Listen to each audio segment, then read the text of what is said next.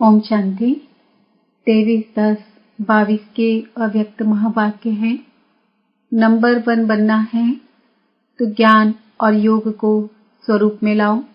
आज सच शिक्षक अपनी श्रेष्ठ शिक्षा धारण करने वाले गॉडली स्टूडेंट को देख रहे हैं कि हर एक ईश्वरी विद्यार्थी ने इस ईश्वरी शिक्षा को कहाँ तक धारण किया है। पढ़ाने वाला एक है, पढ़ाई भी एक है, लेकिन पढ़ने वाले पढ़ाई में नंबरवार हैं। हर रोज का पाठ मुरली द्वारा हर स्थान पर एक ही सुनते हैं, अर्थात एक ही पाठ पढ़ते हैं। मुरली अर्थात पाठ हर स्थान पर एक ही होता है। डेट का फर्क हो सकता है, लेकिन मुरली वही होती है। फिर भी नंबरवार क्यों? नंबर किस लिए होते हैं? क्योंकि इस ईश्वरी पढ़ाई पढ़ने की विधि सिर्फ सुनना नहीं है, लेकिन हर महावाक्य स्वरूप में लाना है। तो सुनना सबका एक जैसा है, लेकिन स्वरूप बनने में नंबरवार हो जाते हैं। लक्ष्य सभी का एक ही रहता है कि मैं नंबर 1 बनूं, ऐसा लक्ष्य है ना। लक्ष्य नंबर 1 का है, लेकिन रिजल्ट में नंबरवार हो जाते हैं, क्योंकि लक्ष्य को लक्षण में लाना, इसमें लक्ष्य और लक्षण में फर्क पड़ जाता है। इस पढ़ाई में सब्जेक्ट भी ज्यादा नहीं है, 4 सब्जेक्ट को धारण करना है। इसमें मुश्किल क्या है? और चारों ही सब्जेक्ट का एक दो के साथ संबंध है। अगर एक सब्जेक्ट ज्ञान संपूर्ण विधि पूर्वक धारण कर लो, अर्थात ज्ञान के एक एक शब्द को स्वरूप में लाओ, तो ज्ञान है ही मुख्य 2 शब्दों का, जिसको रचिता और रचना, वाल्व और बे कहते हो। रचिता बाप की समझ आ गई, अर्थात परमात्मा परिचय संबंध स्पष्ट हो गया। और रचना अर्थात पहली रचना मैं श्रेष्ठ आत्मा हूँ, और दूसरा मुझ आत्मा का इस बेहद की रचना, अर्थात बेहद के ड्रामे में सारे कल्प में क्या क्या पार्ट है। यह सारा ज्ञान तो सभी को है ना, लेकिन श्रेष्ठ आत्मा स्वरूप बन हर समय श्रेष्ठ पाठ बजाना, इसमें कभी याद रहता है, कभी भूल जाते हैं। अगर इन 2 शब्दों का ज्ञान है, योग भी इन 2 शब्दों के आधार पर है ना। ज्ञान से योग का स्वतः ही संबंध है। जो ज्ञानी तू आत्मा है, वह योगी तू आत्मा अवश्य ही है। तो ज्ञान और योग का संबंध हुआ ना, और जो ज्ञानी और योगी होगा, उसकी धारणा श्रेष्ठ होगी या कमजोर होगी? श्रेष्ठ स्वतः होगी ना, सहज होगी ना, कि धारणा में मुश्किल होगी? जो ज्ञानी तू आत्मा, योगी तू आत्मा है, वह धारणा में कमजोर हो सकता है? नहीं। होते तो हैं, तो ज्ञान योग नहीं है। ज्ञानी है, लेकिन ज्ञानी तो आत्मा वह स्थिति नहीं है। योग लगाने वाले हैं, लेकिन योगी जीवन वाले नहीं हैं। जीवन सदा होती है और जीवन नेचुरल होती है। योगी जीवन अर्थात ओरिजिनल नेचर योगी की है। 63 जन्मों के विस्मृति के संस्कार व कमजोरी के संस्कार ब्राह्मण जीवन में कहाँ कहाँ मूल नेचर बन पुरुषार्थ में विघ्न डालते हैं। कितना भी स्वयं व दूसरा अटेंशन खिंचवाता है कि यह परिवर्तन करो, वह स्वयं भी समझते हैं कि यह परिवर्तन होना चाहिए, लेकिन जानते हुए भी, चाहते हुए भी क्या कहते हो? चाहते तो नहीं है, लेकिन मेरी नेचर है यह, मेरा स्वभाव है यह। तो नेचर नेचुरल हो गई है ना। किसके बोल में व व्यवहार में ज्ञान संपन्न व्यवहार व योगी जीवन प्रमाण व्यवहार व बोल नहीं होते हैं, तो वो क्या कहते हैं? यही बोल बोलेंगे कि मेरा नेचुरल बोल ही ऐसा है, बोलने का टोन ही ऐसा है। वह कहेंगे मेरी चाल चलन ही ऑफिशियल व गंभीर है। नाम अच्छे बोलते हैं, जोश नहीं है, लेकिन ऑफिशियल है। तो चाहते भी समझते भी नेचर नेचुरल कार्य करती रहती है, उसमें मेहनत नहीं करनी पड़ती है।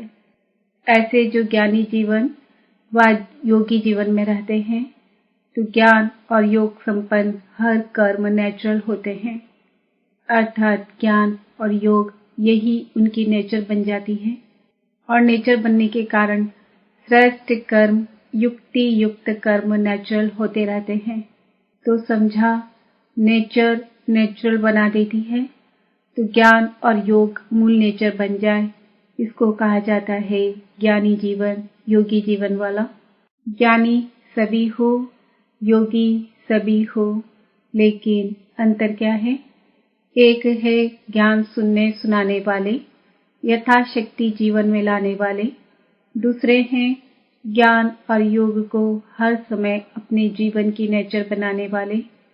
विद्यार्थी सभी हो, लेकिन यह अंतर होने के कारण नंबरवार बन जाते हैं। जिसकी नेचर ही ज्ञानी योगी की होगी, उसकी धारणा भी नेचुरल होगी। नेचुरल स्वभाव संस्कार ही धारणा स्वरूप होंगे। बार बार पुरुषार्थ नहीं करना पड़ेगा कि इस गुण को धारण करूं, उस गुण को धारण करूं, लेकिन पहले फाउंडेशन के समय ही ज्ञान, योग और धारणा को अपनी जीवन बना दी। इसलिए तीनों सब्जेक्ट ऐसी आत्मा की स्वतः और स्वाभाविक अनुभूतियां बन जाती हैं। इसलिए ऐसी आत्माओं को सहज योगी, सहज ज्ञानी, सहज धारणा मूर्त कहा जाता है। तीनों सब्जेक्ट का कनेक्शन है। जिसके पास इतनी अनुभूतियों का खजाना संपन्न होगा, ऐसी संपन्न मूर्तियां स्वतः ही मास्टर दाता बन जाती है। दाता अर्थात सेवाधारी। दाता देने के बिना रह नहीं सकता। दातापन के संस्कार से स्वतः ही सेवा का सब्जेक्ट प्रैक्टिकल में सहज हो जाता है। तो चारों का ही संबंध हुआ ना। कोई कहे कि मेरे में ज्ञान तो अच्छा है, लेकिन धारणा में कमी है, तो उसको ज्ञानी कहा जाएगा। ज्ञान तो दूसरों को भी देते हो ना, है तब तो देते हो। एक है समझना, दूसरा है स्वरूप में लाना। समझने में सभी होशियार हैं, समझाने में भी सभी होशियार हैं, लेकिन नंबर 1 बनना है तो ज्ञान और योग को स्वरूप में लाओ। फिर नंबरवार नहीं होंगे, लेकिन नंबर 1 होंगे। तो सुनाया कि आज सत शिक्षक अपने चारों ओर के ईश्वरी विद्यार्थियों को देख रहे थे। तो क्या देखा? सभी नंबर 1 दिखाई दिए व नंबरवार दिखाई दिए। क्या रिजल्ट होगी? वह समझते हो कि नंबर 1 तो एक ही होगा, हम तो नंबरवार में ही आएंगे। फर्स्ट डिवीजन में तो आ सकते हो ना, उसमें एक नहीं होता है। तो चेक करो, अगर बार बार किसी भी बात में स्थिति नीचे ऊपर होती है, अर्थात बार बार पुरुषार्थ में मेहनत करनी पड़ती है, इससे सिद्ध है कि ज्ञान की मूल सब्जेक्ट के 2 शब्द रचता और रचना की पढ़ाई को स्वरूप में नहीं लाया है। जीवन में मूल संस्कार के रूप में व मूल नेचर के रूप में व सहज स्वभाव के रूप में नहीं लाया है। ब्राह्मण जीवन का नेचुरल स्वभाव संस्कार ही योगी जीवन, ज्ञानी जीवन है। जीवन अर्थात निरंतर सदा 8 घंटा जीवन है, फिर 4 घंटा नहीं, ऐसा नहीं होता। आज 10 घंटे के योगी बने, आज 12 घंटे के योगी बने, आज 2 घंटे के योगी बने, वो योग लगाने वाले योगी हैं, योगी जीवन वाले योगी नहीं। विशेष संगठित रूप में इसलिए बैठते हो कि सर्व के योग की शक्ति से वायुमंडल द्वारा कमजोर पुरुषार्थियों को और विश्व की सर्व आत्माओं को योग शक्ति द्वारा परिवर्तन करें।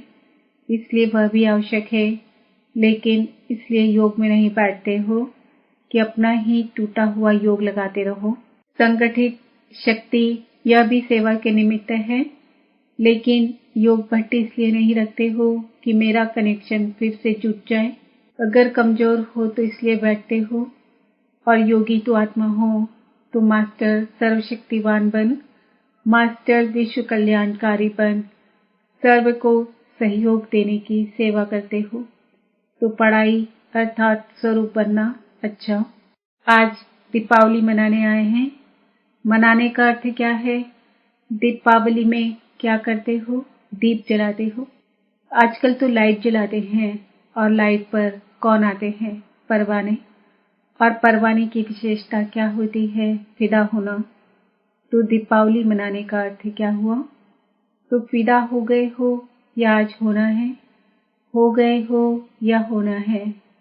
तो दीपावली तो मना ली, फिर क्यों मनाते हो?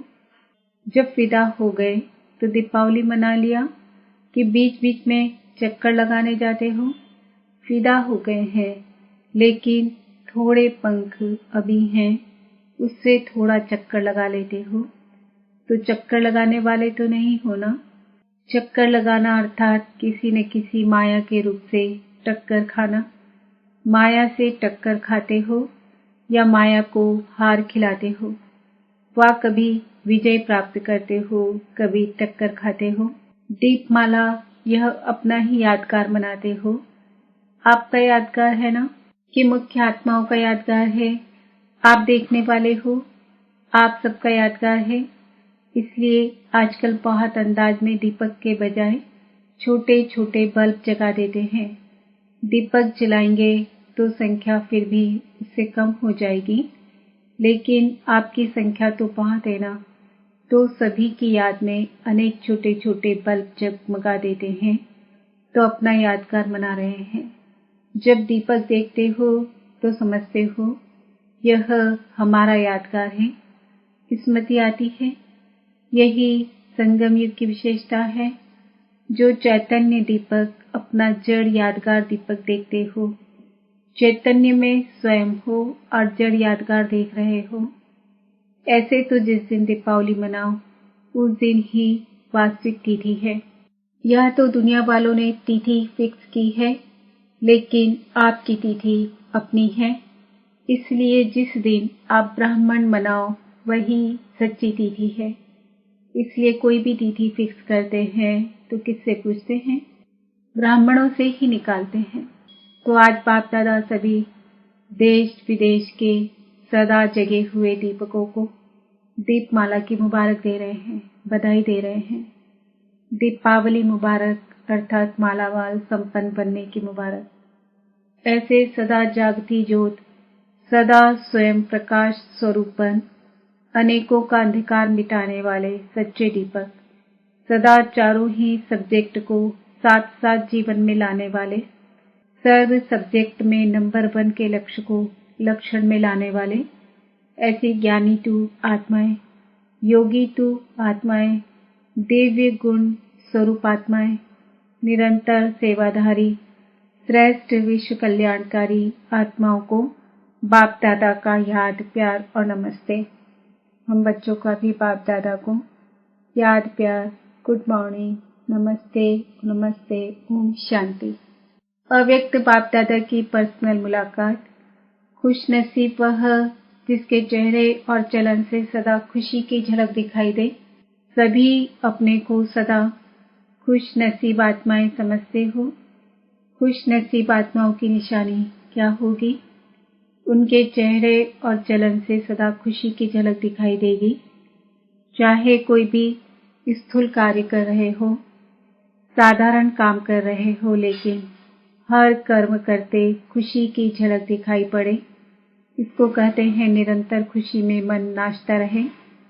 ऐसे सदा रहते हो या कभी बहुत खुश रहते हो, कभी कम? खुशी का खजाना अपना खजाना हो गया, तो अपना खजाना सदा साथ रहेगा ना, या कभी कभी रहेगा? बाप के खजाने को अपना खजाना बनाया है या भूल जाता है अपना खजाना?